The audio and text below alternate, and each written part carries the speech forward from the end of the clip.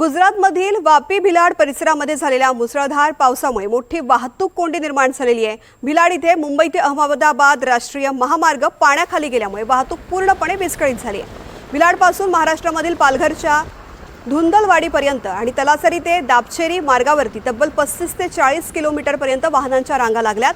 Container, truck आणि इतर वाहनांसह हजारो प्रवासी 3 ते 4 तासांपासून अडकलेत। प्रशासनाकडून वाहतूक पूर्ववत करण्याचे प्रयत्न सुरू आहेत। या वाहतूक कोंडीचा आढावा घेतलेला आहे आमचे प्रतिनिधी मनोज सातवी यांनी।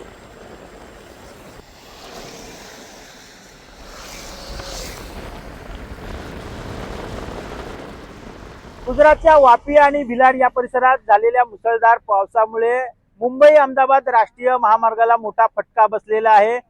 गुजरातच्या भिलाड पासून ते महाराष्ट्रातील पालघर जिल्ह्यातल्या तलासरी आणि धुंदलवाडी या ठिकाणापर्यंत ही साधारण 35 ते 40 किलोमीटर वाहनांच्या लांबच लांब रांगा आपल्याला पाहायला मिळतात।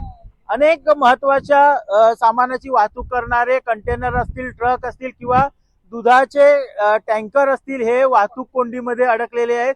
त्याचप्रमाणे अनेक प्रवासी आहेत, ते देखील अडकलेले आहेत। काही प्रवासी वाहतूक कोंडीतून सुटका करण्यासाठी विरुद्ध दिशेने येताना आपल्याला पाहायला मिळत आहे।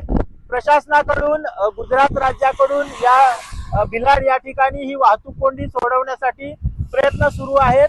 त्याचप्रमाणे महाराष्ट्रातील जे नागरिक आहेत किंवा प्रवासी आहेत त्यांना देखील याचा मोठा फटका बसलेला आहे आणि या वाहतूक कोंडीतून लवकरात लवकर सुटका व्हावी अशी त्यांची इच्छा आहे।